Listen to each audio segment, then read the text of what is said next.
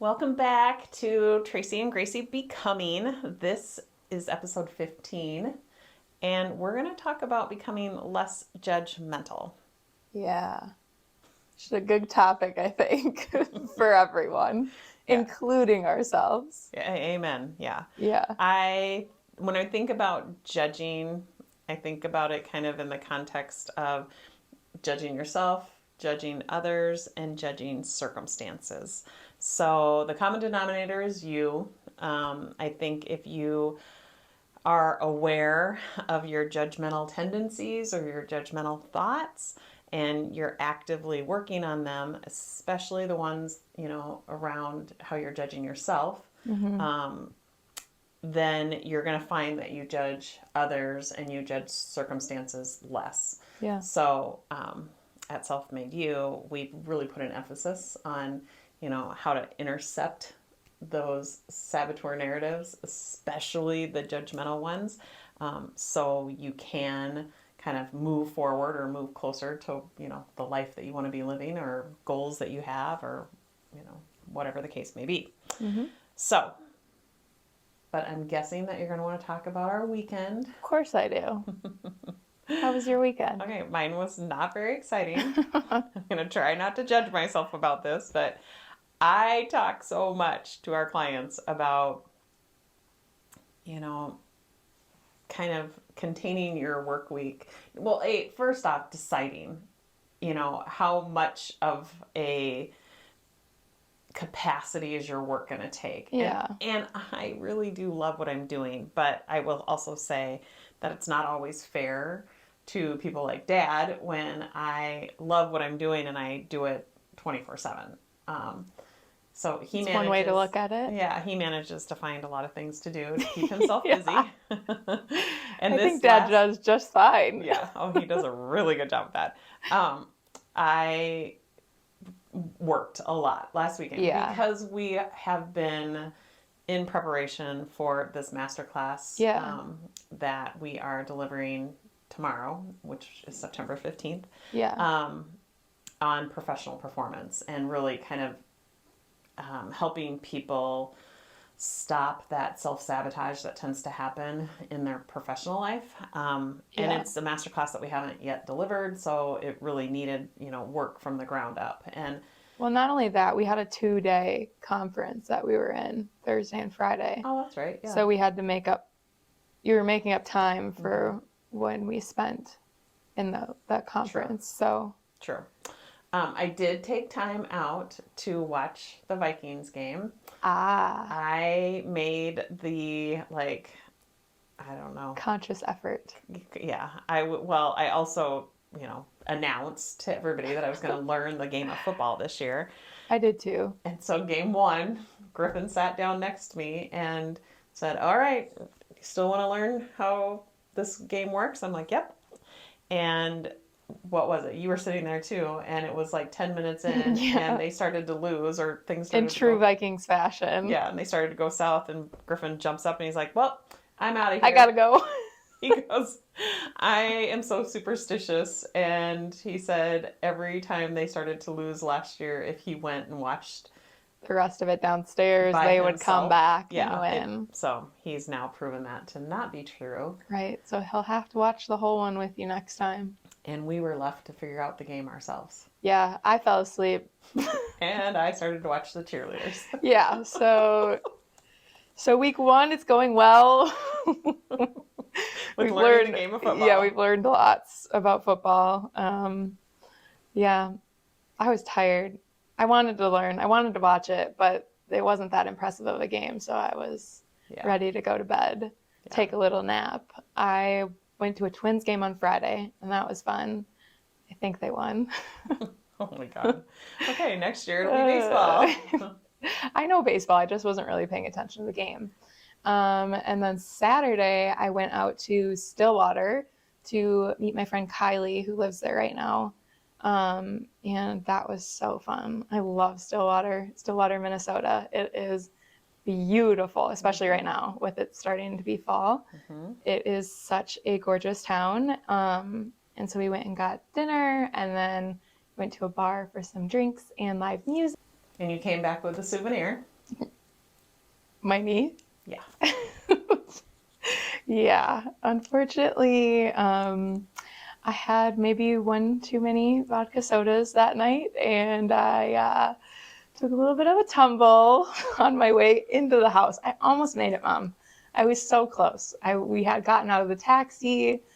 We were like steps away from making it into the house, and I don't really know what happened. I just lost my feet underneath me and went a little too hard into the concrete, and now I am missing a chunk of my knee. It hurts. Lovely. Yeah, I would say that's like probably my ick. like, yeah, do you know what icks are? No. Like on TikTok, you've never seen that? No. Like when people like list off their icks for their like boyfriend, or like icks for guys, icks for girls.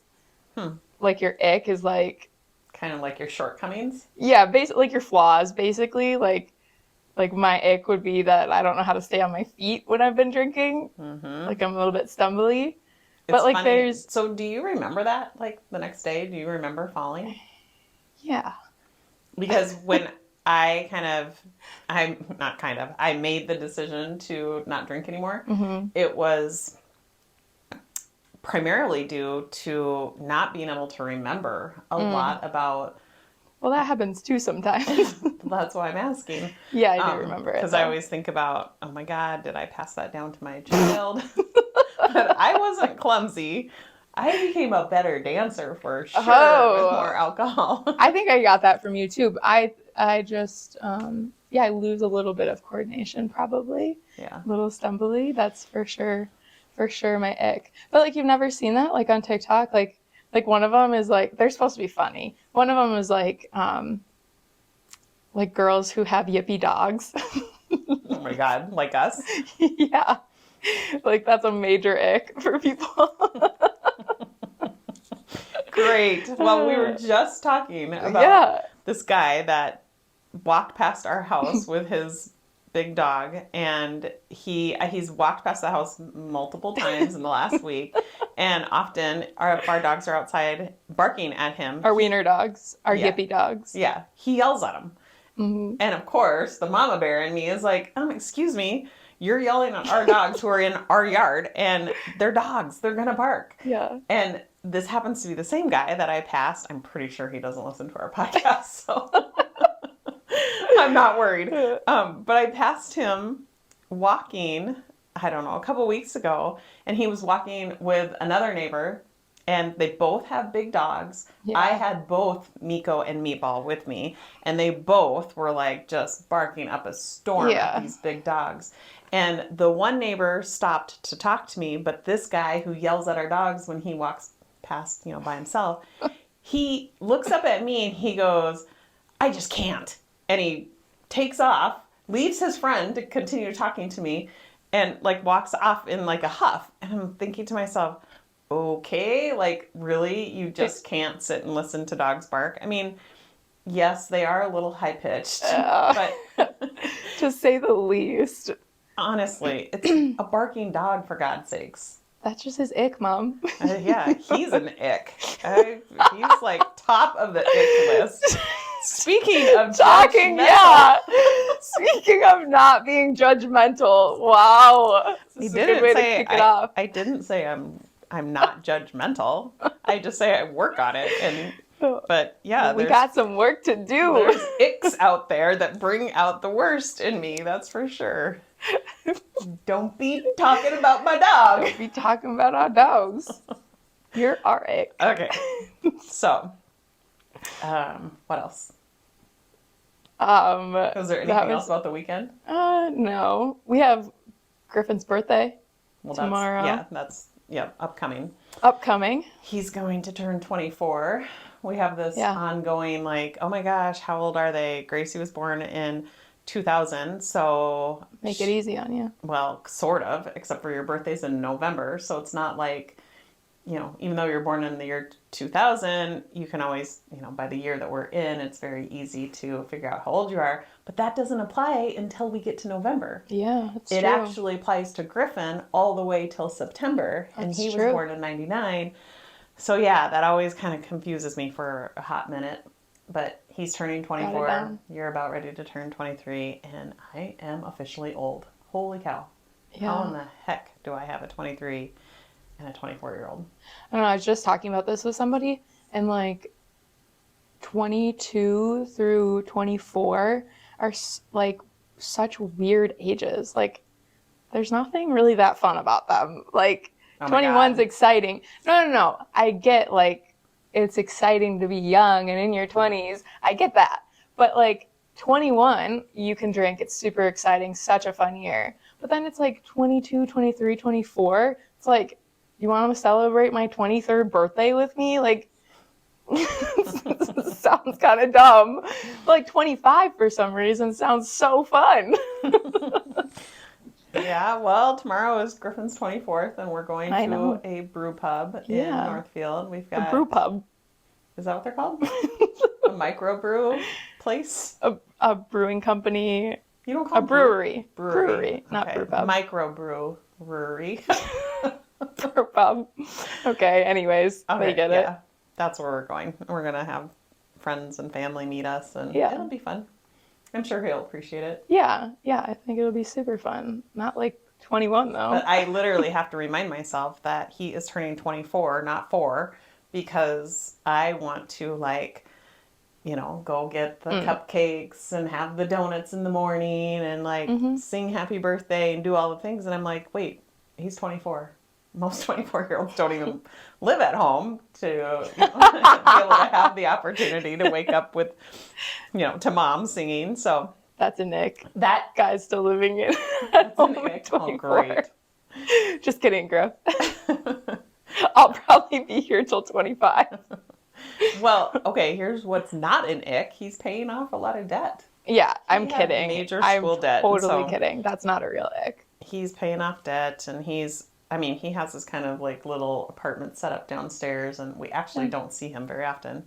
Yeah. But I feel super fortunate that both kids are home, and I'm enjoying it. I mean, we have those moments where it's like, oh my gosh, it is chaotic around here, or it feels like the walls are closing in on us. But that doesn't happen that often, so it's all good. It'll be so tomorrow will be fun. Yeah. Okay, so let's talk about being judgy-wudgy. That, I have to give credit where credit is due. That is not my term. I don't know if she made this up or if that's something that everybody says. It's probably like the ick that I had no idea what that meant. But years ago, I was on a girls' trip. We were in Florida, and we were on like a dance floor, and there was this group of guys who were sitting off at a table, like drinking their beers, and they were kind of, I thought they were just kind of like checking us out. I didn't think, no harm, no foul. And my friend like looks over at him, and she's like, "What are you looking at, judgy-wudgy?" And I'm like, oh my God. And she's like, "They're over there just judging up a storm." And I'm like, oh my God. I will never forget that. That was the funniest thing ever, that she called him judgy-wudgy. So now that's like my... It is your thing. I've only ever heard it from you, so... So maybe it's not a thing like ick. No, it's not. So all of our listeners can start using that term. Judgy-wudgy or ick? Both. We may have taught the people of Czech Republic. Because just so our audience knows, we're trending in the Czech Republic. At the Czech Republic, we have listeners in India, Australia. What was the other one? Sweden. Yeah. So hey. Shout out to all of our Czech friends. Hey. Oh, it is the afternoon. We are punchy. A little punchy. Yeah. Okay, so let's talk about judging. You're judging, when you're judging either yourself, you're judging others, or you're judging circumstances. Mm-hmm. And the reason why you probably want to limit the amount of judging that you're doing is because it doesn't feel good. It's really not in an attempt to, benefit somebody else. Like, I wouldn't want to work on my judging so the neighbor walking his dog doesn't get judged, right? He doesn't care. Like, he doesn't know. We're he doesn't saying it even from the know. window. Right. He doesn't know the bad things that I just said about him. That Gracie was like, Mom! And I'm like, seriously, he just like fires up the mama bear in me. Okay. Anyways, back to the topic. Yeah. It's not because we're trying to save him from feeling something. It's because we actually are trying to take care of ourselves and limit the pain that we feel when we are judging either ourselves or others or circumstances. Yeah. Because when you're judging a circumstance, it's almost like you are reserving your happiness until you achieve something. So, for example, a lot of people think, I'll finally be happy when I weigh whatever, 130 pounds. Yeah. Or I'll finally be happy, or I'll finally feel successful when I secure this title, or when I have this much money in the bank, right? That's what it looks like to judge a circumstance. Judging other people, we all know what that sounds like.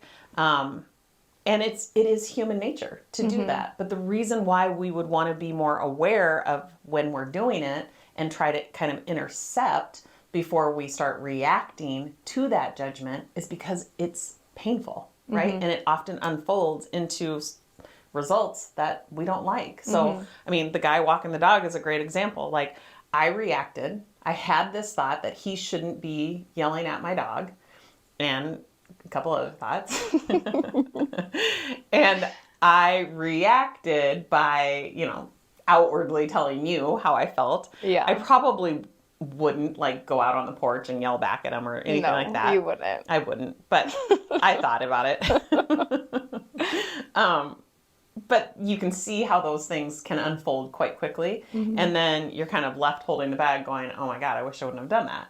So that's what it looks like to have kind of that knee-jerk reaction to the pain that you're feeling when you have those judgmental thoughts. Yeah. So intercepting those thoughts. So I'm not insinuating you shouldn't have those thoughts. I'm actually telling you be more aware of them so that you can kind of intercept before they unfold, before you have those knee-jerk kind of habitual reactions to them. You want to be more aware of them so you can just kind of respond.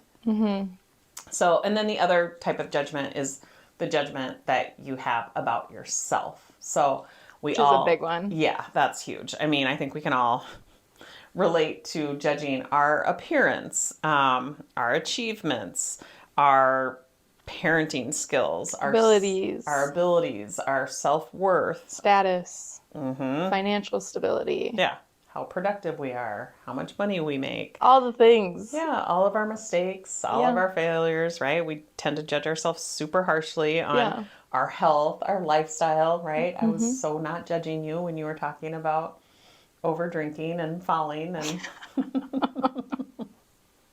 nice.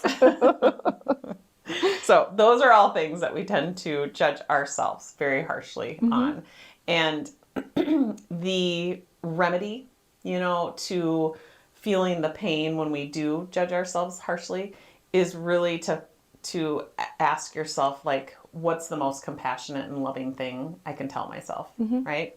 I think that that's probably the quickest way to get out of judgment.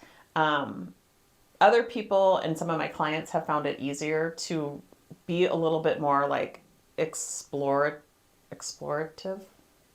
Exploratory? I think it's explorative. I don't think so. Okay, let's use the word discover. My clients, I think, find it easier to maybe look for the factors that they're not seeing. Okay. Right? When you're in this kind of obsessive focus about all the things that you're doing wrong or how you shouldn't have failed or how you should have done something different. Really challenging yourself to see all of the factors that are involved. That's really helpful. Or going to your values to help kind of pull you through. You can also ask yourself kind of, what would my elder, wiser self tell me to do? Or my more aligned self? I think that's a really good question to ask yourself. So try to strip the drama from whatever it is that you're judging. Looking for the facts. What are the facts of the situation? So if I was to do that with this guy, what are the facts? The dogs do bark. They are very high pitched.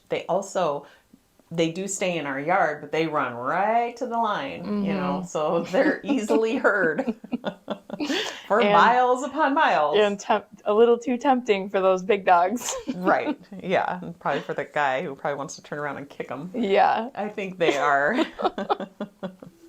Yeah, they're antagonizing him for sure. Again, to say the least. Yeah. Okay. So that's what it kind of looks like to judge yourself. And I also want to just kind of underscore how human it is, right? Yeah. It is really the reason why we find ourselves in so much judgment is because we're trying to make a decision. Life is just basically one decision after the next, but we want to stay intentional about those decisions. So there's a difference between if you're asking yourself, okay, well then how do I make a decision without judging? You would actually want to tap into discernment. Discernment feels like more open. It feels more loving. It feels a little bit more, I don't know, intellectual, I guess. More rational. So, but making a decision is what we spend our life doing. And so in any given moment, you find ourselves like, okay, what do I think about them? What's my next step? How am I feeling about this? It requires you to be conscious. It requires you to be present, to be able to even notice, like, which part of your brain are you operating from? Are you operating from the unintentional side that has you just judging and feeling kind of that ick? Or are you operating from the intentional side and, deciding how you're going to feel? So that's the difference. It's like, we are going through life making these like micro decisions moment by moment by moment, but we want to be present enough to notice, are we doing it through an unintentional, judgmental way with those kind of thoughts? Or are we using discernment and having more intentional, like, responses? Yeah. Does that make sense? Yeah. Yeah, I think that's an interesting way to look at it. Because when you're in the moment, like when you're in, like, say, judgment mode towards yourself, like, I don't think you even think about those kinds of things, like when you get so wrapped up in it. Yeah, and it's so easy for those kind of thoughts and feelings to fuel the next judgmental thoughts and feelings. And before you know it, you are in such a tailspin that you don't really know, up from down. Like it can be very debilitating. I mean, that's often why I get my next client, is because they are suffering so much. They don't know how to pull themselves out of it. Yeah. So where I spend the bulk of my time is actually not helping clients like that. Most of my clients are people who are wanting to learn more about themselves so that they can very actively, like proactively, strengthen the part of their brain where they're being intentional. Not with an expectation that they're never going to operate from that primitive part or listen to the fear-based thoughts. Those will never go away. Yeah. But they want to strengthen the part of their brain that keeps them more intentional, keeps them more present. Yeah. Yeah, and I think we need the feelings that the primitive brain thoughts have us feeling. We need those still. So it is important, but at the same time, once you start to spin out on those thoughts, that's when you need to be like, all right, reel it back in, like, check your thoughts, look at the facts. Right. Tell our listeners why you need those negative feelings. Because life is 50-50. And if you were always happy all the time, you would have, or if you were always, sad all the time, what am I trying to say? Happy all the time. Which one is it? Okay. Maybe don't tell our listeners. Maybe take it back, Mom. I was trying to showcase your. Okay. Nice. No judgment. No judgment. Woo! Okay. Life is 50-50. Let me take another step. Okay, go ahead. If you didn't know what sadness felt like, you would never know what happiness felt like. Because if you were always, there would just be no way to tell if you were actually happy. There'd be no contrast. There'd be no contrast. Right. So sadness, pain, suffering. Yeah. Actually makes joy, happiness available to you. You have the context because you've lived both experiences, right? That's exactly what I was going to say.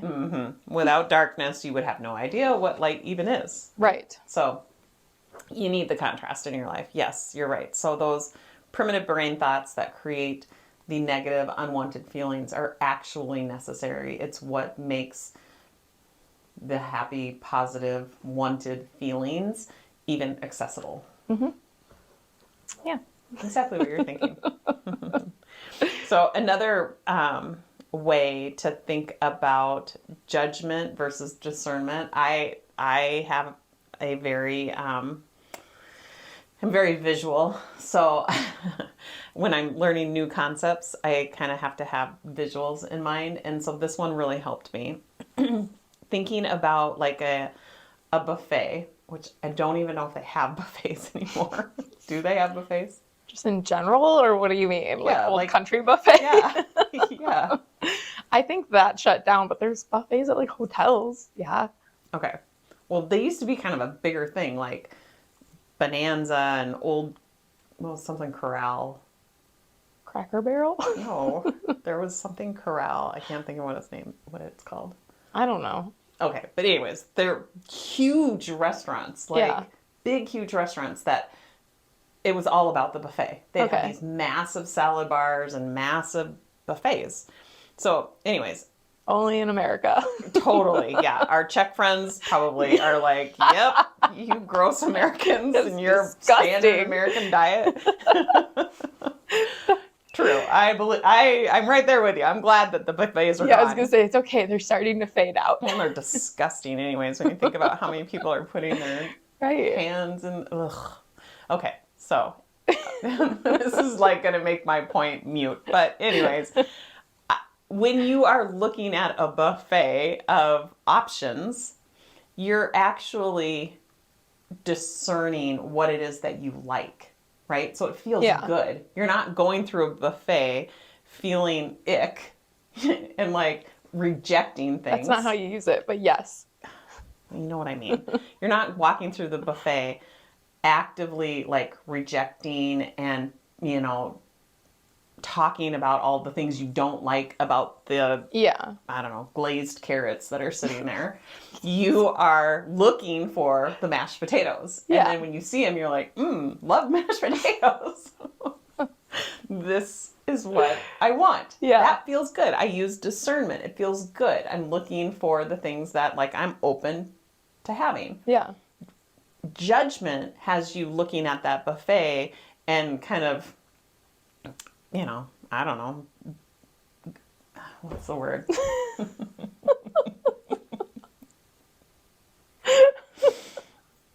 Judging. You're not going through the buffet being very discriminatory or discriminating against the peas and carrots. Just because you don't like them, you're not going to call them out, right? You're just going to not going to make them feel bad. No, you're just going to pass by them and let them be there, right? Without judgment. Yeah. And you're just discerning what it is that you want to put on your plate. Yeah. So that's the visual I have. It's maybe time to upgrade the visual. No, I think that's helpful. Everyone knows what a buffet is. I just don't think it's as common anymore for people to go to them. Yeah. So I don't know. It's, judgment feels like you're kind of pushing something away, where discernment seems like you're kind of open to it. Yeah. And so judgment pushing something away, feeling like resistance doesn't feel good. Yeah. And so we are becoming less judgmental through heightening our awareness around when we feel that, resistance. Yeah. Because it's affecting us. It's going to affect the outcomes of our day, of, the goals that we have. So it's really important to be more aware, be more conscious of what it is that you're thinking. Are you being judgmental of yourself? Are you judging your appearance? Are you judging your skill set? Are you judging your abilities? Are you judging some of your past attempts, your fails, the lessons? Again, try all of the above. Yeah, and try empathy. Like, what did you learn from those past fails, from those past attempts? What kind of knowledge do you now have that you didn't have because of that fail? Like, there's so many great questions that you can ask yourself when you notice, but that's the key, guys. You gotta notice the thoughts, or notice the way that those thoughts are making you feel, to be able to even coach yourself. I mean, asking questions comes down to, having the ability to coach yourself.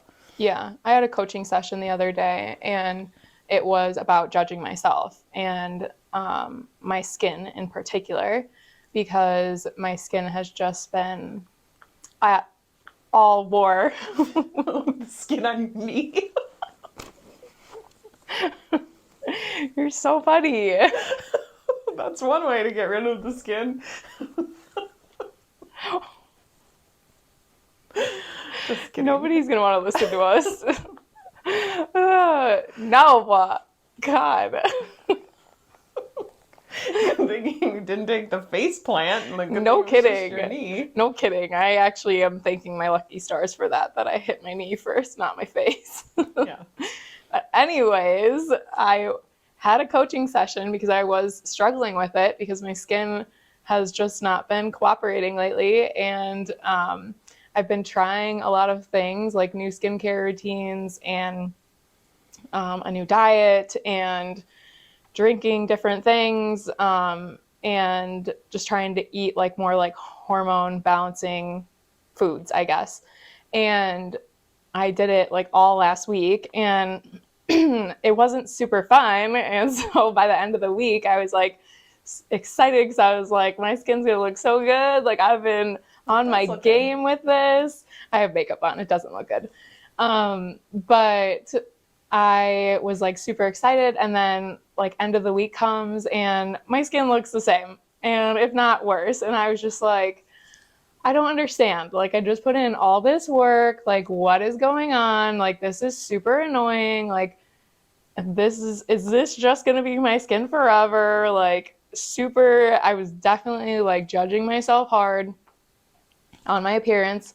And so in my session, the person that was coaching me, she was just like, well, how can you like combat those primitive brain thoughts that you're having about your skin? And empathy and compassion are definitely the two that have helped me get through this week. Like, well, and discovery. Like, what are the facts? You gave yourself 1 week. Right. I gave myself 1 week, and I did cap off the week with some alcohol, which I know doesn't.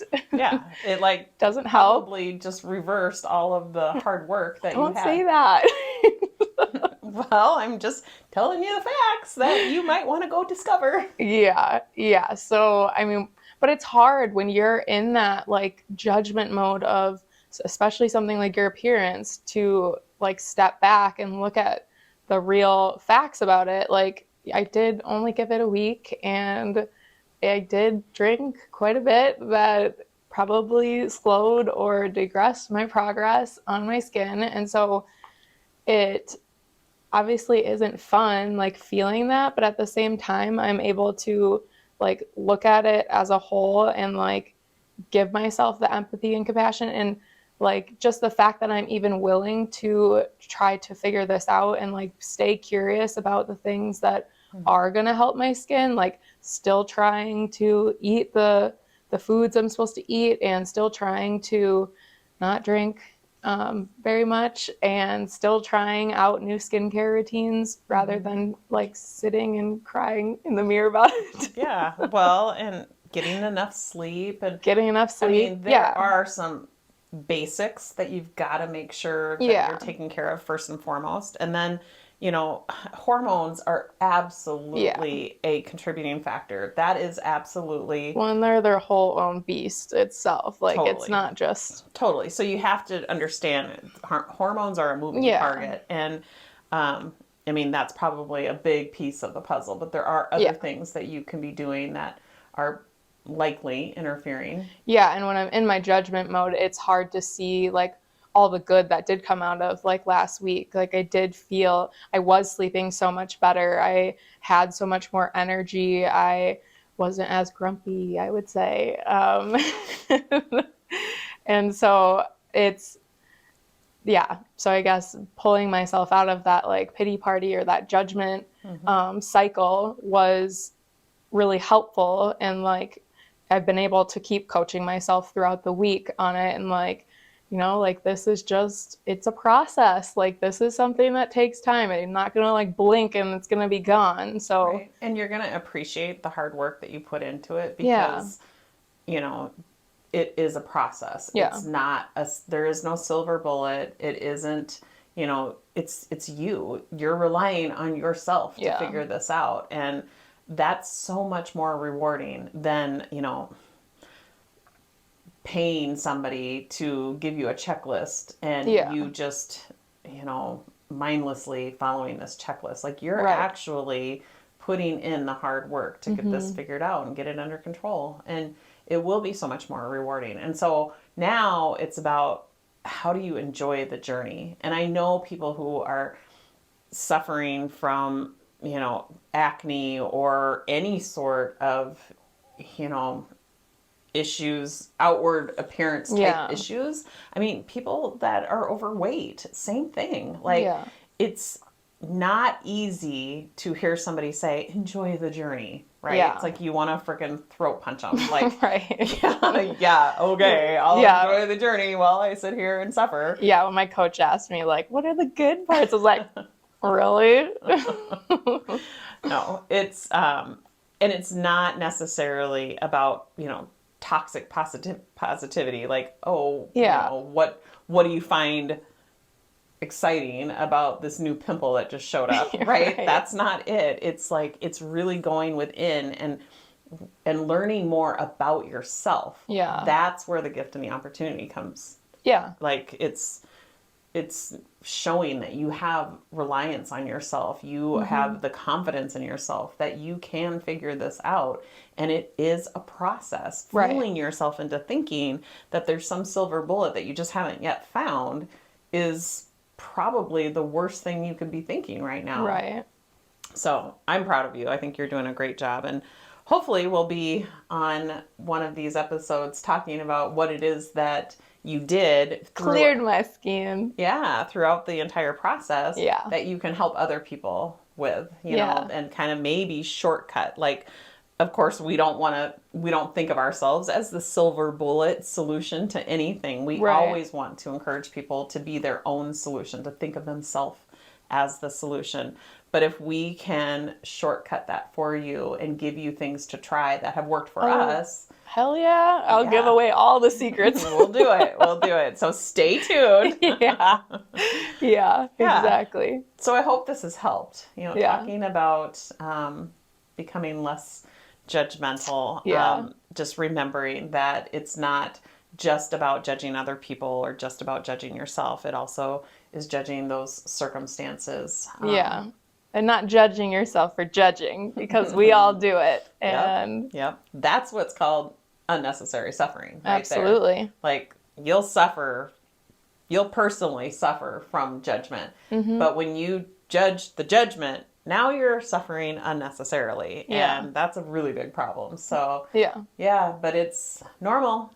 it's very human of you if you're doing that. And we just want to give you some tools and things to think about, and things to try when it comes to judging, so that you can intercept it before it unfolds into something, that's even bigger and harder to deal with down the road. Getting in fist fights with your neighbor. Yeah, or losing more skin on your knees. Or that, Yeah. All right. We'll see you back here next week. Yeah.